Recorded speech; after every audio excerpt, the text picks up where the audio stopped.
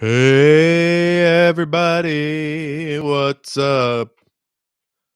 Oh yeah, it's me, El Jefe, that's me. I'm starting a new recording. Here we go. Here we go. Here we go. Well, this is Everything is Awesome and the writing process. How's that? Any good? I'm Jefe, reading my book. Here we go. Chapter 22, Ayana. Brother, this smells like a trap. We know nothing of this man. She dared not reveal herself, though if the old man had the power she suspected, he'd already know she was there. Reynolds shook his head. He has offered he has offered invitation. Duty requires me to respond. Grundle grumbled. Our customs hold no sway here, my lord. Better to challenge than to accept. Martyk nodded in agreement. Reynolds said nothing. He was always indecisive. No doubt why her father had groomed her for leadership. A leader must have the courage of their convictions. Reynolds stepped forward. We know your secret, old man. You grant wishes, manipulate the minds of your subjects. How can we even know you are real or truly in this form and not some sort of beast, spirit, or other such entity? The old man smiled, waving his hand lazily to one side. As he did so, the villagers fell one by one until none were left. All that remained were the lanterns and small piles of clothing. In seconds, even those were gone. The light of the chamber returned, bathing everyone in stark white light. I hate using light twice in a sentence.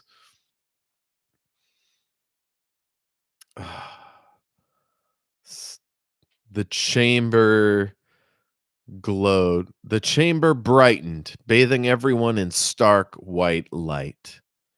In the chariot beside him, the old man. In the chariot beside him, the curl-backed shape of his apprentice poked out from the door. You are intelligent.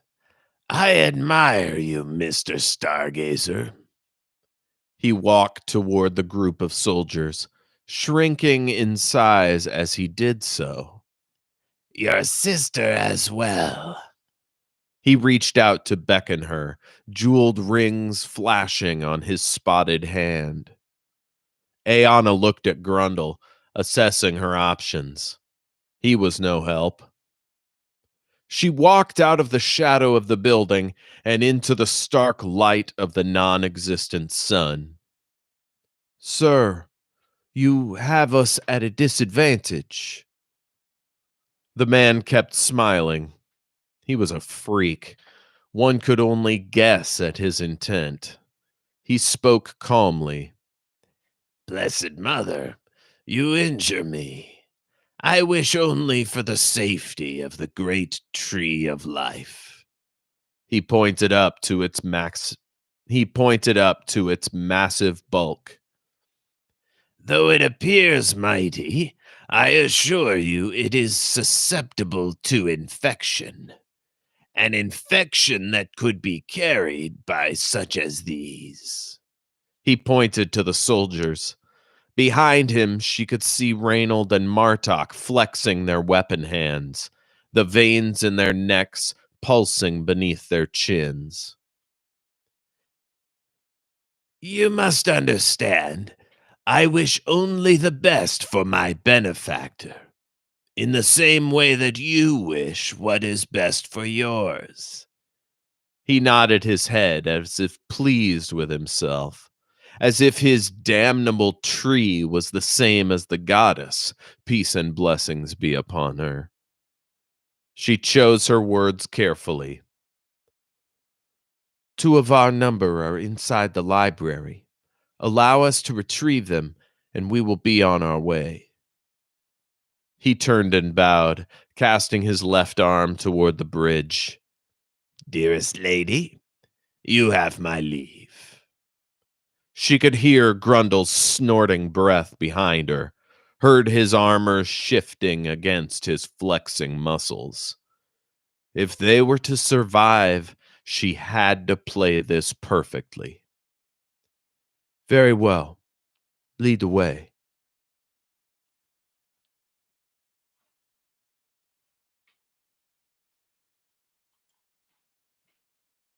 Chapter 23. Blessed Mother, we are trapped. I could see no way. Ayana whispered so quietly, Grundle had to amplify his hearing device to catch it. Instinct, my friend. Instinct. They were just a few yards from the library doors when he saw it. A faint pair of silhouettes against the immense polygonal window of the third floor of the library. Portillion.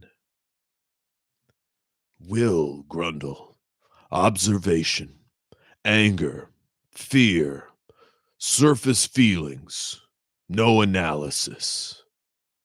Ayana drew forth her holy weapon, Ayana's burden, and banged it against the library doors. Behind him, Grundle could see the magician reflected in his visor. The strange old man was smiling. Did the weird bastard ever stop? Grundle squeezed his fists into his palms, digging his nails into the flesh to intensify the strength of feeling. I squeezed his fists, digging his nails into his palms, the flesh of his palms. I don't know. Portillion, come forth. We're leaving. Bang! Bang! The sound was deafening. Grundle increased the sensitivity of his hearing device, letting the blows hammer into his skull. And then he heard it. Above their position, 300 square feet of glass erupted outward, each panel retaining some semblance of shape and hurtling madly toward the bridge, toward the magician. Grundle felt shards of glass pepper the two of him. Grundle felt shards of glass pepper the two of them, felt his shield warp and wallop into life. Above them, he heard Therese screaming with rage and Portillion's charming voice, lilting with quiet power. The battle for reality had begun.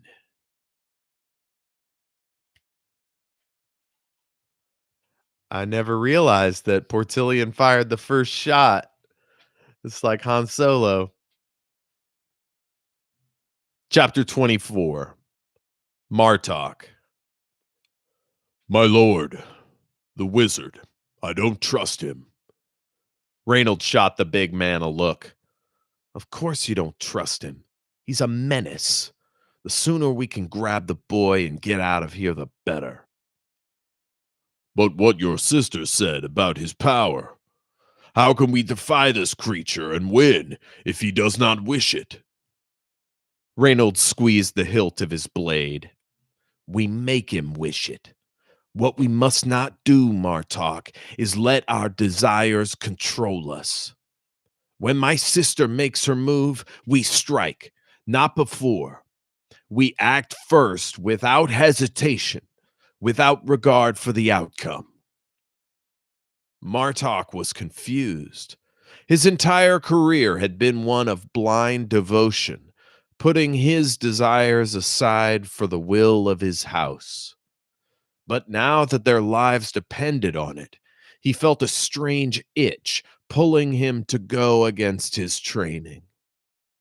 Without warning, the assault began. An explosion of glass poured from the huge circular library window and merged, every distinct pane forming together into one gigantic mirror, rainbow rays of prismatic light dancing along the surface of the canal. Simultaneously, the priestess reeled in a circle. Oh, man. I hate it when I use the same word twice in a sentence. Simultaneously, the priestess reeled about, hauling back to toss her hammer at the wizard. Yeah, reeling back to toss her hammer at the wizard. Simultaneously, the priestess spun, reeling back to toss her hammer at the wizard. Grundle the Vorak watched the glass above him, powering his shield into position between the pair and the wizard. Martyk drew his massive blade and bellowed, "Men, clear your minds!" He swung the blade hard against the ground. "For crown and family!" As he and the captain surged across the field, the wizard and his companions swung their heads in both directions. He wondered if they were fearing for their lives. It didn't matter now. Nothing mattered. Only the power in his stride and the weapon in his hands. Attack!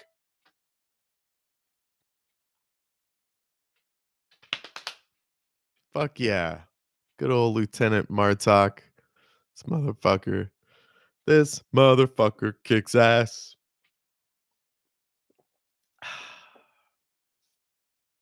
One more for now. Chapter 25. Teres. Are you ready? Portillion said, hands bent into magical shapes, preparing to strike. Teres looked out the window, the hair on her arms standing on end. The wizard was clearly visible, standing on the bridge, smiling like a moron. With luck, they would bury him before he had the chance to strike back. She nodded, then winced as the window blew out in one massive blast. She felt the wind rip around her and nearly blow her eardrums. Her hair flew every which way, obscuring her vision. Portillion stood with his arms outstretched, moving his wand like a conductor at a symphony. He was exultant, a youthful god at the height of his powers.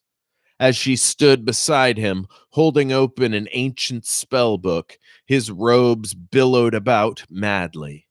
His eyes were glowing.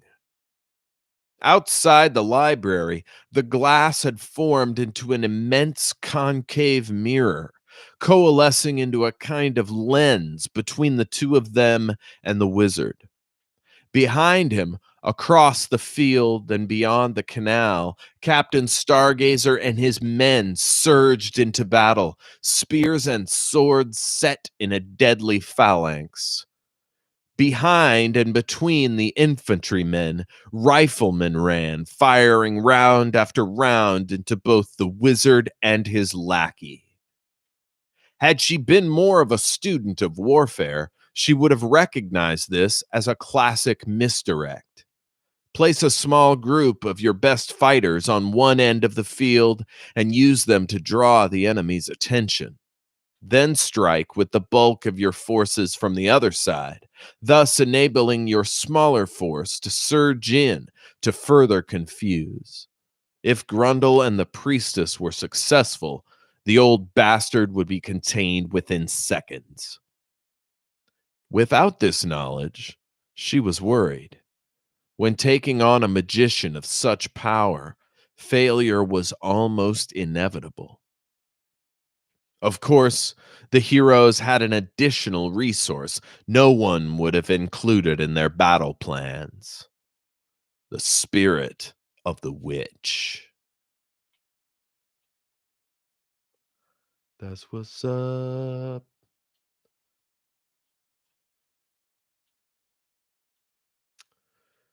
Yeah.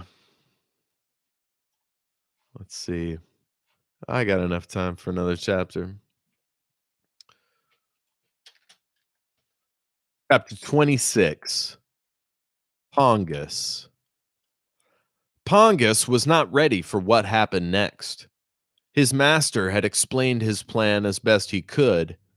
Pongus thought it made sense, but then again, sense was not something Pongus was used to making. The world of the fungus field was so strange, the old wizard's power so complete, it was all he could do most days just to get his work done. Now he was crouched on the chariot, holding the reins and fearing for his life. The window of the library had just burst outward, which had never happened before, at least as long as he'd been working here. And now the woman and strange beast man were attacking them. He didn't know what was more frightening, that weird floating lens or the hammer arcing through the air directly at the chariot. The hammer. He whipped the reins and lifted the chariot out of the water, turning just in time to avoid its path. The hammer splashed into the water, but that was it. No explosions, no monsters climbing up to meet him. He wondered how that could be. Had his master's magic gone away?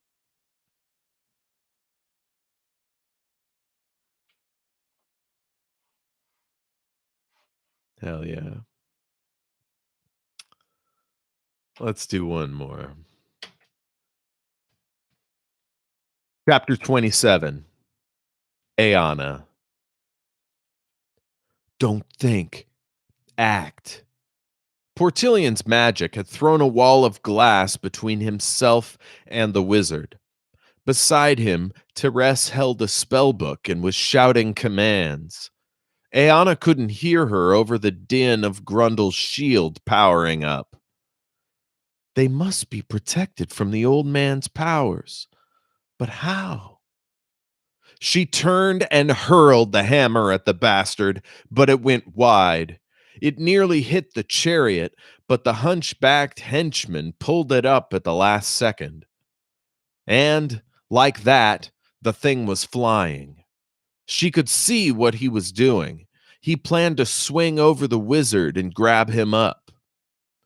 Damn, if only I had my... No, this is happening. It is exactly as we see it.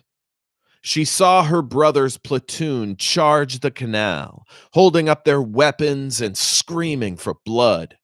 She smiled as her brother led the way, their father's mighty blade shining in the fading light of the great tree. The giant warrior Martyk reached the bridge in 2 steps, swinging his massive axe down onto the boards with ferocious power. Whatever he was doing, he looked impressive doing it. Instinct. She slammed Grundle on the back and screamed, "Charge!" She couldn't help but laugh. They were flying headlong into danger, and there was no telling what might come next. As they reached their side of the bridge, her hammer shot back into her hand. She squinted in quiet surprise. I didn't know you could do that.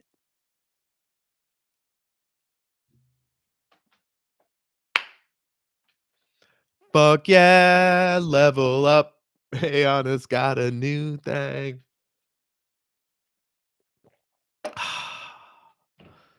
The battle for reality. What is gonna happen next? So exciting. I can't fucking wait. This is great. Oh shit. Well, thanks for listening, watching, whatever. You guys are great. You know all the shit to do.